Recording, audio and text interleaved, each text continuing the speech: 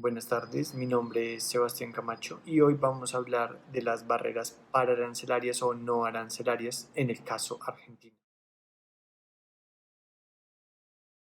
Luego de las sucesivas rondas de negociación en el GATT, hoy la OMC, los aranceles a las importaciones fueron disminuyendo, cobrando importancia a las barreras pararancelarias o no arancelarias. Se consideran barreras no arancelarias todas aquellas medidas que sean diferentes del arancel que impiden el libre flujo de mercancías entre los países. También se incluyen las medidas que estimulan artificialmente la producción y el comercio. El número de barreras no arancelarias existentes es muy amplio. No obstante, algunas son más conocidas y se emplean con más frecuencia en el comercio internacional de mercancías. Las barreras no arancelarias pueden ser cuantitativas, cualitativas, formales, no formales, legítimas o ilegítimas, entre otras características. Dentro de las barreras más usadas podemos señalar como son el contingente arancelario, en el que sabemos que es un establecimiento de una cantidad o de un valor máximo de importaciones de un producto, sujeta a una aplicación de un derecho de importación relativamente bajo o nulo. También encontramos los precios de entrada, en los cuales se establece un precio mínimo por debajo del cual la mercancía importada debe pagar derechos adicionales que se suman al derecho de aduana. Dentro de los precios de referencia, también llamados bandas de precio, es un mecanismo estabilizador de precios que se aplica con el objeto de proteger la producción nacional de las fluctuaciones extremas de los precios frente a los precios internacionales. Dentro de estas bandas de precios las cuales se fijan cada año, tienen un piso y un techo, de manera que los productos importados no van a ingresar a menor valor que el precio fijado, aun cuando el precio internacional haya caído. Como también encontramos las restricciones sanitarias y fitosanitarias, salvaguardas, derechos compensatorios, el etiquetado de los productos, los requisitos técnicos, trámites aduaneros excesivos que se realicen a la mercancía y los acuerdos preferenciales con terceros países. Como vimos en la definición de barreras no arancelarias, también se incluyen las que estimulan artificialmente la producción y la exportación. Este es el caso de los subsidios, donde me parece oportuno resaltarlos, ya que dentro del comercio internacional se conocen los subsidios como el pago por unidad de producto o como porcentaje del costo que pueden recibir los productores o los exportadores de un mercado dado para incrementar su producción o exportación. Las restricciones no arancelarias como componentes del acceso a los mercados se vuelven cada vez más relevantes cuando los aranceles a las importaciones disminuyen y la región enfrenta una fuerte crisis económica. Esto se da desarrollándose de una manera formal o informal, como mencionábamos anteriormente, al estar respaldadas o no legalmente. El acceso a los mercados es una de las áreas de preocupación en el comercio internacional, que implica en un principio la disminución o la eliminación de las restricciones al comercio, donde vemos cómo existen otras restricciones que escapan a la legalidad, que no tienen normativa y que significan costos adicionales a la importación, como los costos de la corrupción, que para algunos países dentro de la región de América Latina es sumamente importante, sin dejar de lado a Argentina. Ahora encontramos un cuadro en el cual se reflejan los efectos cuantitativos a través de los costos y los precios, donde podemos encontrar diferentes características cuantitativas, pero también podemos encontrar otras restricciones no arancelarias, como son los procedimientos dentro de la normativa interna y la protección de la salud, del medio ambiente y de la seguridad, las cuales son fundamentales en las restricciones no arancelarias. Ahora, para dar cierta explicación al cuadro anterior, al hablar de unas restricciones no arancelarias que tienen efectos cuantitativos, vemos una serie de prohibiciones de la importación que puede deberse a razones económicas o no económicas. Se tienen ejemplos de prohibición de importación, como es el caso de Argentina, donde la prohibición de neumáticos reencauchados y usados son clasificados dentro de las partidas arancelarias. En estas vemos cómo los cupos limitan las importaciones de determinados productos originados de algunos países o de todos ellos a un volumen físico en términos de cantidad o de valor durante un periodo determinado.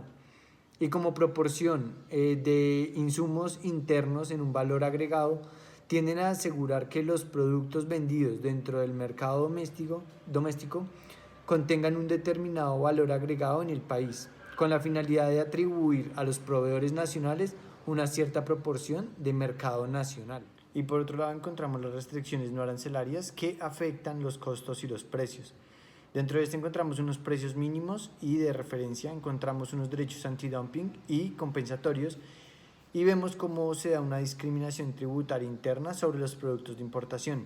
Esta discriminación puede darse de diferentes formas, como por ejemplo el pago del anticipo de impuestos a la renta antes de la venta del producto final. Y vemos las tasas de las importaciones, donde estas tasas pueden convertirse en una restricción no arancelaria si no refleja el costo del servicio por el cual se paga la tasa. Ahora, al hablar de las medidas no arancelarias de Argentina, vemos cómo Argentina hace uso de las licencias de importación, las cuales pueden ser de dos tipos, las licencias automáticas y las licencias no automáticas. Respecto a las licencias automáticas, se prueban siempre que la información sea presentada de forma adecuada, completa y la tramitación no puede exceder a los 10 días. Dentro de estas licencias automáticas existen dos licencias, las licencias automáticas previas de la importación y las de la declaración jurada de composición del producto. Por el otro lado, encontramos las licencias no automáticas, que se definen como aquellas que requieren la presentación de un documento o solicitud previa al organismo pertinente con la finalidad de poder efectuar la importación. En el caso de Argentina se requiere un certificado de importación otorgado por la Dirección de Importaciones de la Subsecretaría del Comercio Exterior del Ministerio de Economía y Finanzas Públicas de la Nación.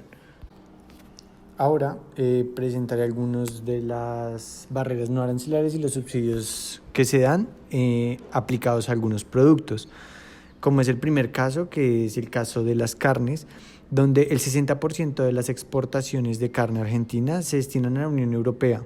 Las 2/3 partes del volumen colocado corresponden a la carne bovina deshuesada. Todas las posiciones arancelarias del rublo carnes están afectadas por barreras no arancelarias y más de la mitad de las modalidades más restrictivas, o sea, los cupos. Estos tipos de barrera no arancelaria que afectan a las imposiciones de carnes son los requisitos relativos al etiquetado y al embalaje, tratamiento de productos y a los certificados sanitarios. Por otro lado, encontramos el pescado dentro de estas barreras no arancelarias, ya que en la Unión Europea constituye el principal mercado de exportación del pescado argentino, representado en el 54% de las ventas externas. Todas las posiciones relacionadas con el comercio de pescado están afectadas por las restricciones no arancelarias, en un 57% por las más limitantes. También se aplica barreras no arancelarias a la compra de pescado, ya que podemos ver que va desde la compra hasta el transporte, su captura y el establecimiento en su producción y en su comercialización. Y como último ejemplo podemos ver cómo el vino se presenta dentro de estas barreras no arancelarias, ya que en Argentina se destina el 20% de las ventas externas del vino al mercado de la Unión Europea. Del total de las posiciones relacionadas con las bebidas alcohólicas, el 70% está sujeto a algún tipo de barrera no arancelaria y casi en su totalidad de las mismas responde a las de tipo más restrictivo. Además, el 86% de las compras de bebidas alcohólicas del bloque se realizan por medio de estas posiciones arancelarias. Existen contingentes arancelarios atribuidos entre los países a través del acuerdo bilateral, aranceles estacionales y precios de entrada. Bueno, y ya para terminar, podemos ver cómo en el 2018 el 48% de las exportaciones se vieron afectadas por medidas arancelarias, siendo estas aplicadas por 65 países, reflejándose en 463 medidas como eran las fisiosanitarias, obstáculos técnicos, procedimientos aduaneros, entre otros. Y es oportuno resaltar cómo para la OMC Argentina tiene pocas restricciones a la importación. El organismo considera que la economía es abierta, ya que solo existen 705 barreras para arancelarias. muy lejos de las 5.256 de Estados Unidos, las 2.596 de China, entre otros países, donde podemos así ver cómo asimismo el economista Santiago Mosquera expresa que, y cito, particularmente en ausencia de tratados de libre comercio, existen barreras pararancelarias que dificultan el comercio bilateral, ante la imposibilidad de fijar aranceles muy altos luego de la ronda de Uruguay. Un ejemplo de esto es el caso del freno a la importación de limones argentinos hacia Estados Unidos. Prosiguiendo con la siguiente tabla que nos explica un poco más esto.